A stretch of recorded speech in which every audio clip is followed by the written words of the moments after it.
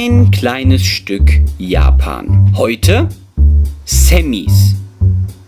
Gegenüber der Straße, keine 10 Meter von unserem Haus entfernt, haben wir diesen kleinen Park.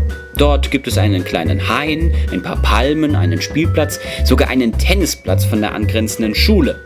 Was wir dort nicht haben, ist Ruhe.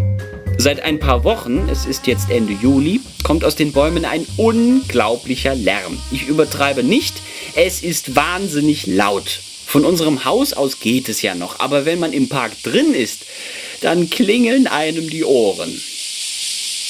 Diesen Klang kennen Anime-Fans bestimmt. Immer wenn man in einem japanischen Zeichentrickfilm ein Stück Natur sieht und dann auch noch im Sommer, dann hört man im Hintergrund mit Sicherheit dieses Geräusch. Schuld an dem Krach sind die sogenannten Semis, so nennt man hier die Singzikaden. Die krabbeln nach Ende der Regenzeit aus dem Boden, kraxeln dann überall die Büsche hoch, die Bäume, wo sie es halt schaffen. Dann klammern sie sich fest und schlüpfen aus ihrer Haut. So sieht eine leere Hülle aus. Hier vorne ist der Semi rausgekrabbelt. Hat was von einem kleinen Alien. Und so sehen die fertigen Zikaden dann aus. Den hier habe ich übrigens nicht selbst geschossen, der ist vom Baum gefallen, keine Ahnung. Besonders lange leben die Semis in diesem Zustand nicht.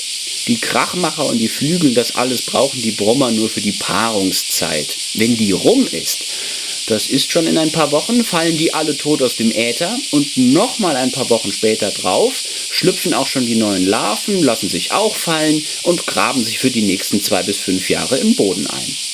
Die findet mein Sohn dann manchmal im Sandkasten, ist nicht gerade lecker.